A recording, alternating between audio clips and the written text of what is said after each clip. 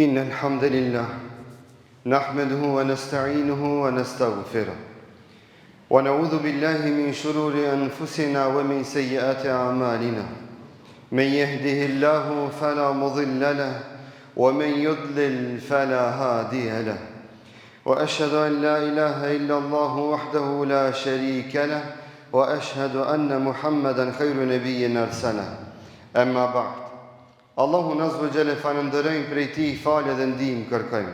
Salavatet dhe selamet i dërgojmë Muhammed Mustafa sallallahu alaihi wasallam, familjes së tij të ndershme, shokëve të tij fisnik dhe gjithë pasuesve të rrugës së tij deri në ditën e gjykimit. Falënderojmë dhe madhërojmë Allahun Azza Jalla për mirësitë dhe begatitë e tij të mëdha, në veçantë për mirësinë dhe begatinë e Islamit dhe imanit, që na bëjnë dobi në çastin dhe në momentin kur s'ka dobi nga malli as nga evladi. Islami është feja e cila na mëson se si të sillemi me gjitha dukuritë e jetës tonë. Sot do të flasim për shiun. Për shiun, begati apo sprof, azab apo gazep. Që është njëra nga begatitë dhe bereqetet e Zotit, e që është njëkohësisht edhe njëra nga ushtritë e Allahut Azza wa Jall. Allahu me shi shumë njerëz i nxorin në selamet me bereqetin e shiut. E me shi Allahu Azza wa Jall shumë popull i shkatroj kur ata përbuzën mirësitë dhe begatitë e Allahut Azza wa Jall dhe në përkëmbën urdhrat e njerëzve të mirë, në veçantë pejgamberëve që Allahu dërgoi në mesin e tyre. Andaj të dashur e të nderuar, besimtari pyet veten se çfarë duhet të them, çfarë duhet të bëj kur bie shi. Si të silem me këtë dukuri, e cila her pasere na duket se na e prish planet tonë, her pasere na duket, madje dhe marrim guximin me thonë koha e keqe. E me Zot na ruaj me thonë ndonjë llaf të keq e të rënd kundrejt kësaj begatie, apo kësaj ushtrie që mundet të shndrohet në shkatrim e vërshim, nëse na përbuzmi mirësitë dhe begatitë e Allahut, siç ka ndodhur me popull që ka qenë para nesh. Andaj etika terbia e parë e jona që duhet të jetë me shiun është me thonë Allahumma sayyiban nafi'a. O Zot, këtë shi bëje të bereqetshëm. O Allah, këtë shi bëje të bereqetshëm. Nëse kurse ke thonë këtë dua, thujesh tash.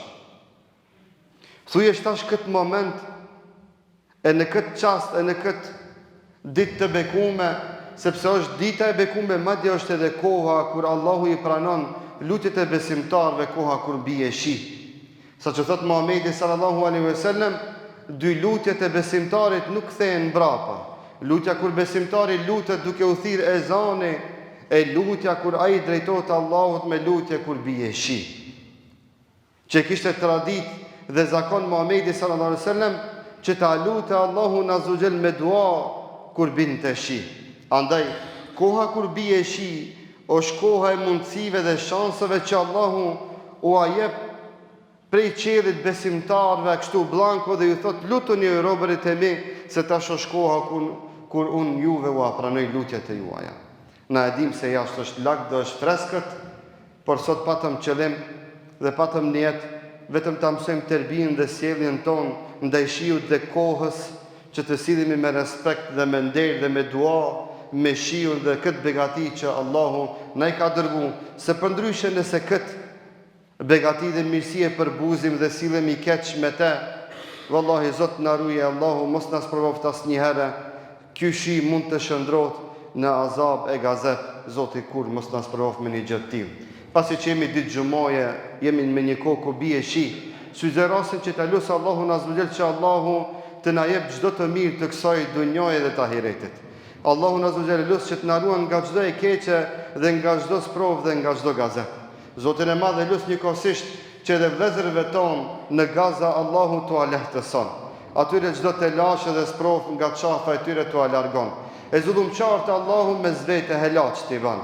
Allahu ato zullumçartë i largon nga ai vend i bekum. Ato njolla Allahu t'i largon nga ai vend i pastër. Dhe atë shtëpi të Zotit të pastërt e të mirë të dashur për Zotin e për robërit e tij, Allahu sa më shpejt të e shtylon e besimtarët ati të kënaqën me lutjet që ja drejtojnë Allahut të madh. أقول قولي هذا واستغفر الله لي ولكم فاستغفروه إنه هو الغفور الرحيم.